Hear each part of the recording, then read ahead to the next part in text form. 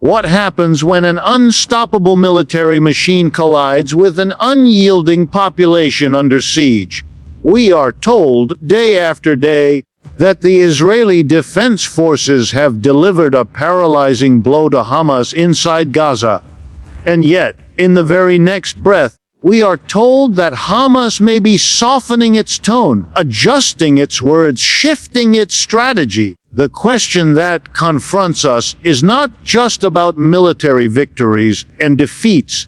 It is about the politics of survival, about the cost of endless war, and about the point where violence ceases to resolve problems and instead deepens them. The mainstream narrative frames this as a moment of triumph for Israel, a decisive turning point where Hamas, beaten down, begins to look for a way out.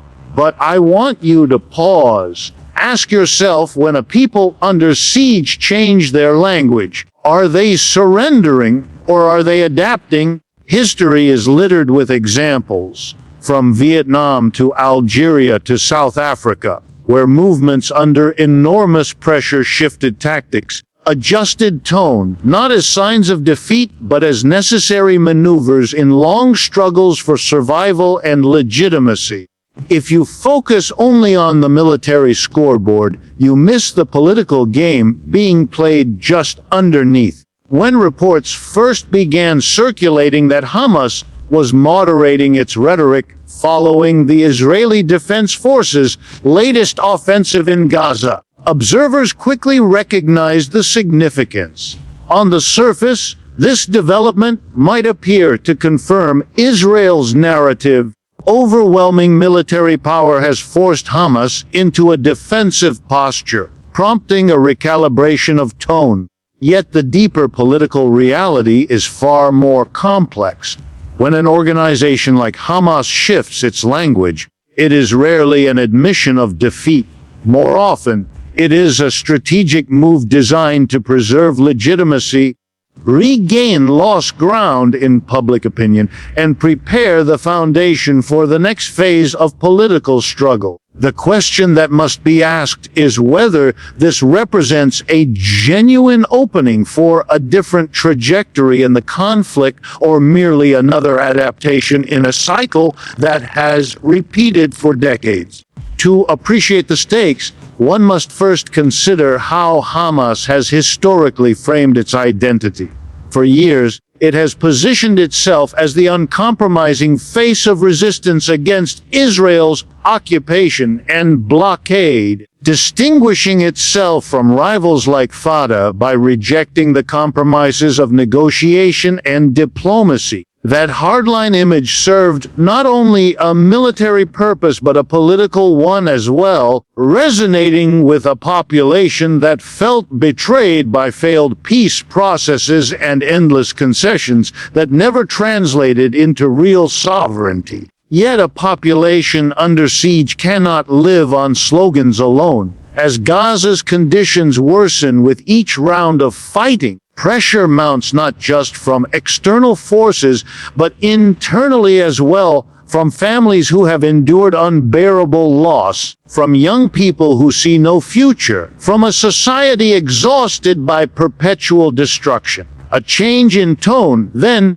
may not only be a reaction to Israeli firepower, but also to the growing frustration of the very people Hamas claims to represent. At the same time, one cannot dismiss the psychological impact of the IDF's most recent offensive. The sheer scale of destruction, the paralysis inflicted on Hamas's military networks, the decapitation of leadership figures, all of these create conditions where a rigid stance can quickly appear out of touch with reality. Leaders under pressure know that perception is as important as strength. By adjusting rhetoric, Hamas may be signaling to its base that it remains resilient, even if tactically weakened. It may also be broadcasting to regional powers and the international community that it is not a static force, but one capable of evolution. In international politics, tone can be a currency of survival. Here lies the paradox. To some, Hamas's softened language may look like the first cracks in a wall long believed to be unbreakable. To others, it is a tactical feint, a way to buy time until the movement can regroup militarily. Yet even if it is tactical, the implications are profound. A movement that begins to speak in different registers, less absolutist, more pragmatic, is positioning itself for arenas beyond the battlefield. The history of liberation struggles across the world suggests that when armed movements begin to experiment with diplomacy, they are often laying the groundwork for eventual political legitimacy. Algeria's FLN, the ANC in South Africa, even the Viet Cong in Vietnam all understood that wars are fought on two stages, the military and the political.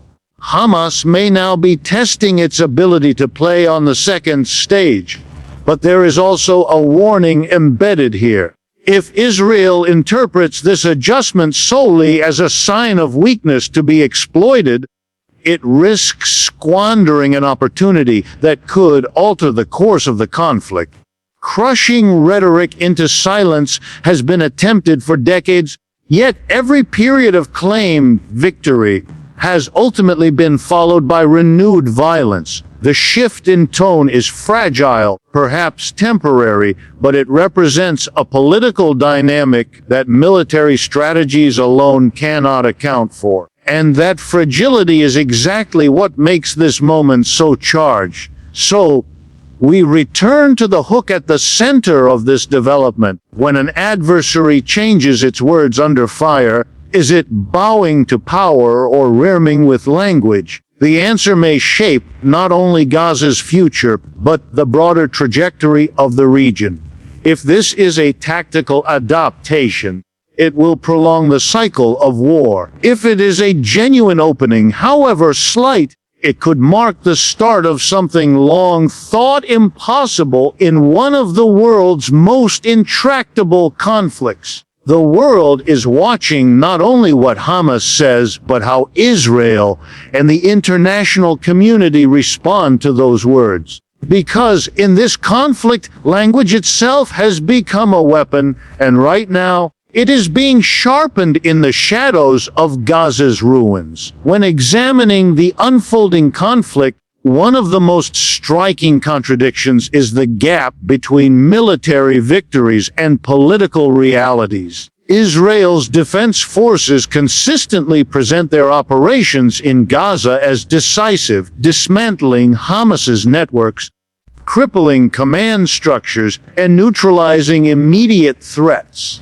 On the surface, this narrative projects confidence, overwhelming technological superiority, and intelligence capacity seem to guarantee dominance. Yet history urges caution in interpreting battlefield gains as permanent solutions. Again and again, wars reveal that the destruction of infrastructure or the killing of leaders does not translate into the erasure of a political cause. Military victories often win headlines, but political realities write history. The resilience of Gaza's population underscores this truth.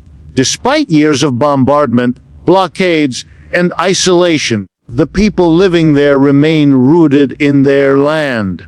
Families return to the rubble of their homes, rebuild with limited means, and adapt to shortages with remarkable persistence. This resilience is not a passive endurance, it is political in itself. Each act of survival challenges the assumption that force alone can bend an entire society into submission. For Israel, the contradiction is clear. It can paralyze Hamas militarily for a time, but it cannot erase the conditions that sustain the movement's legitimacy.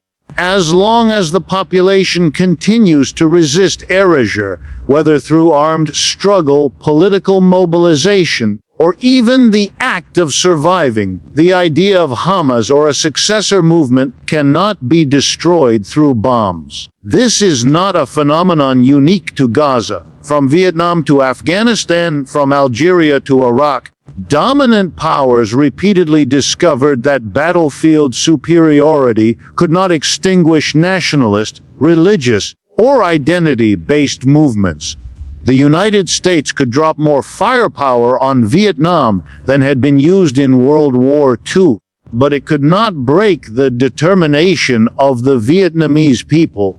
The Soviet Union's overwhelming arsenal could not impose control over Afghanistan, nor could the United States decades later. In each case, military dominance achieved temporary victories, yet the political reality of a population unwilling to yield under foreign control dictated the outcome. The lesson is uncomfortable but undeniable. People who see themselves as fighting for survival, land, or dignity will endure extraordinary suffering, and that endurance reshapes the battlefield more powerfully than technology. What makes Gaza particularly illustrative of this dynamic is its unique position as both a battlefield and a humanitarian crisis. The IDF can target tunnels, rocket launchers, and military leaders, but it cannot bomb away the images of children buried under rubble or the stories of families starved by blockade. Those images circulate worldwide, fueling narratives of resistance and injustice that strengthen Hamas politically even when weakened militarily. In the age of social media and real-time global reporting, every strike reverberates beyond Gaza, shaping political debates in capitals far from the battlefield. Military victories may impress domestic audiences in Israel, but the broader political reality is increasingly shaped by the perception of disproportionate force and collective punishment. That perception, in turn, generates sympathy for the Palestinian cause and complicates Israel's long-term strategy. Even within Israel, the contradiction between military triumph and political deadlock becomes visible. Successive governments have declared victories after each operation in Gaza, only to face renewed rocket fire months or years later. Citizens ask why the cycle never ends. The answer lies in mistaking tactical success for strategic resolution. Destroying fighters or infrastructure is not the same as addressing the underlying political conflict. Without a framework for Palestinian self-determination, without an economic future beyond dependency and blockade, military victories simply reset the clock rather than end the struggle. Here is where the hook lies. What happens when a state builds its strategy around perpetual victories that never deliver peace? For Israel, each offensive brings diminishing returns, eroding its moral standing internationally and deepening despair in Gaza. For Hamas, each survival, even in a weakened state, becomes a political victory, proof that it remains present despite overwhelming odds. The political reality, therefore, is not dictated by the military scoreboard, but by the persistence of unresolved grievances. Until those grievances are addressed, the imbalance of power guarantees only one outcome: repetition.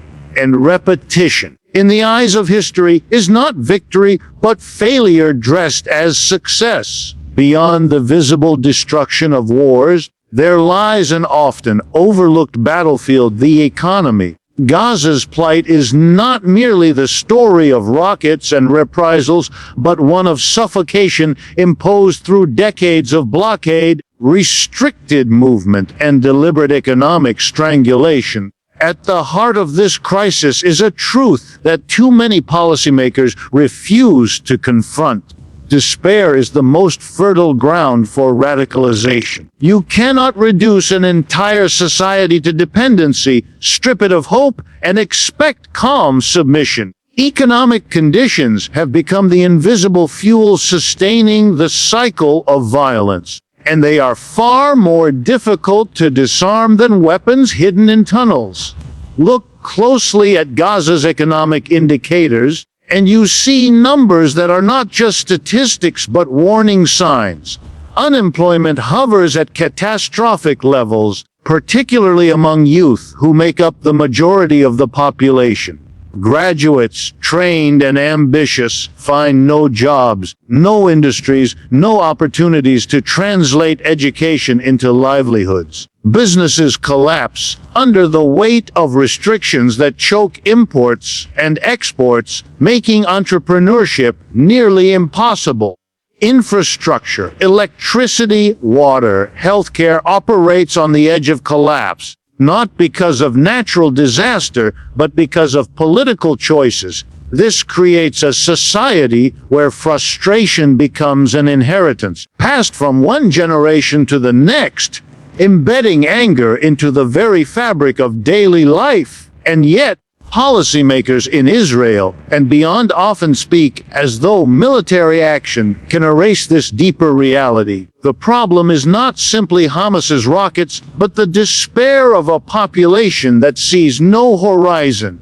If you bomb a weapons cache, another will eventually appear. But if you condemn a population to permanent economic paralysis, you ensure that the anger out of which resistance movements grow will never be extinguished. History proves this dynamic repeatedly. In Northern Ireland, it was not only security crackdowns that reduced violence, but also investments, negotiations, and a path to political inclusion. In South Africa, dismantling apartheid was as much an economic shift as a political one.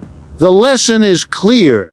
Oppression may temporarily weaken an adversary, but it also nourishes the very conditions that make opposition inevitable. The blockade on Gaza has been justified in the language of security, but its real effect is collective punishment. Entire families, not just fighters, pay the price. Children grow up malnourished, unable to imagine futures beyond survival. Parents live in the humiliation of being unable to provide basic dignity for their families. Over time, this does not produce compliance, it produces rage. For Hamas, this despair becomes political capital. Each economic crisis is reframed as proof of occupation and injustice, reinforcing their narrative that only resistance can deliver dignity. Thus, the paradox emerges: the very policies intended to weaken Hamas often become the conditions that strengthen its legitimacy. Consider the ripple effects beyond Gaza itself. Images of destroyed homes, ruined markets, and starving families circulate globally, reaching Arab audiences and international observers alike. They reinforce a perception of Palestinians as victims of a system designed to deny them the basic human right of economic survival. This perception fuels international activism, strengthens calls for boycotts, and isolates Israel diplomatically. The cost of economic strangulation, therefore, is not confined to Gaza. It reverberates across global politics, creating consequences far beyond the immediate conflict zone. And here lies the hook. Can any state truly claim victory while leaving millions of people trapped in an economic cage? Each bomb dropped, each tunnel destroyed may make headlines, but each child without a future becomes a quiet declaration that the conflict is far from resolved. Economics, unlike rockets, cannot be intercepted by defense systems. They persist, simmering beneath the surface, shaping identities and fueling narratives. Until the economic suffocation of Gaza is addressed, no amount of military strength will end the cycle. Instead, it will perpetuate it, ensuring that the next generation grows up more embittered, more radicalized, and more determined to resist. The reports that Hamas has softened its tone, however subtle, introduce a possibility that demands careful attention. Rare moments of rhetorical adjustment in conflicts like this can open doors that brute force alone has kept shut for decades. This is where the political landscape becomes fluid, where the entrenched lines of confrontation reveal small cracks. If words shift even slightly, it suggests that circumstances have reached a point where neither perpetual confrontation nor absolute rigidity can serve the interests of survival.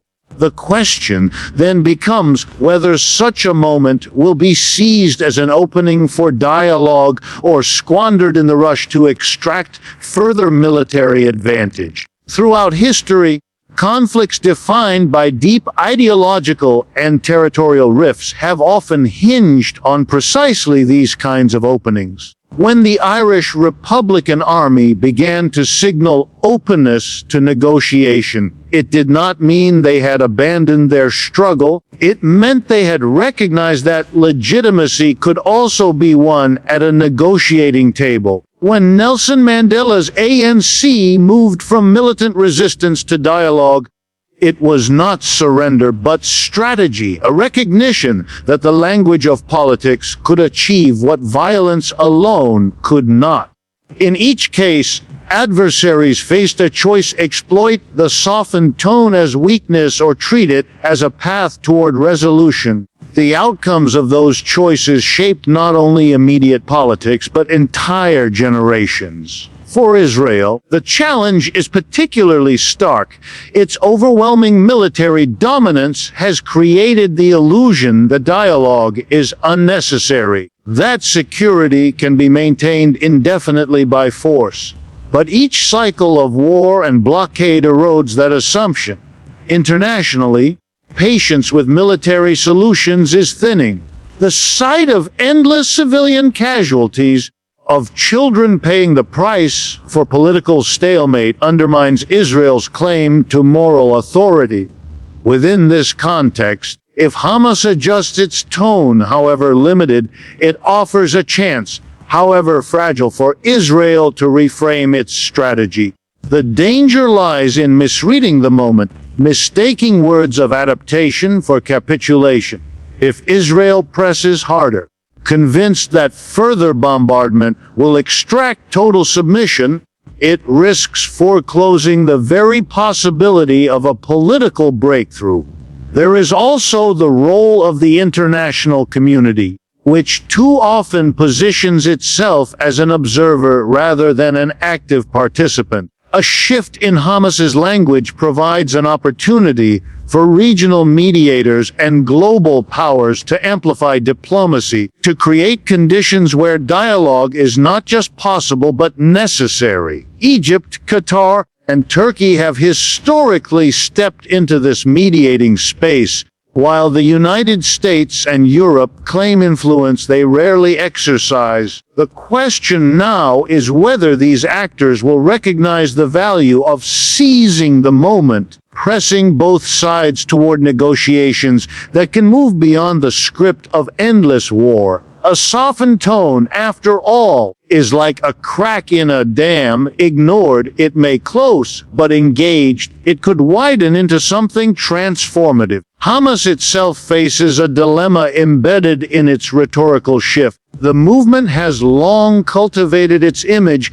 as the uncompromising voice of resistance, an image that has sustained its legitimacy among Palestinians who feel abandoned by other political leaders. To soften its language risks alienating parts of its base. Yet to maintain rigidity risks perpetuating despair without delivering tangible change. This balancing act makes Hamas's adjustment particularly significant. It reflects not only external military pressure, but also internal demands from a population weary of suffering. Every softened phrase is a gamble. Will it be read as betrayal? Or will it be seen as the first step toward a different kind of legitimacy? And here lies the most compelling hook. What if this moment, buried beneath the rubble of Gaza and the weight of decades of bloodshed, is one of the rare instances where words matter more than weapons? If language shifts even slightly, it can redefine possibilities, if Israel responds not with more bombs, but with cautious engagement. The trajectory of the conflict could bend, however modestly, towards something other than repetition. But if the softened tone is ignored, dismissed, or crushed, history suggests it will harden once again, and the cycle will resume with even greater ferocity. The stakes, therefore, are not just in what Hamas says, but in how the world chooses to hear it.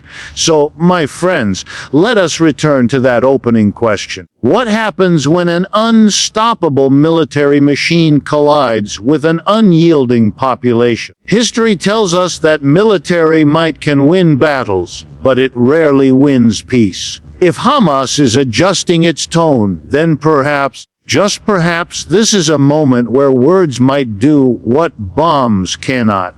The world should not ignore that possibility, because in the end, every empire, every military power, every occupying force eventually faces the truth that people cannot be erased, they can only be engaged. And so I leave you with this.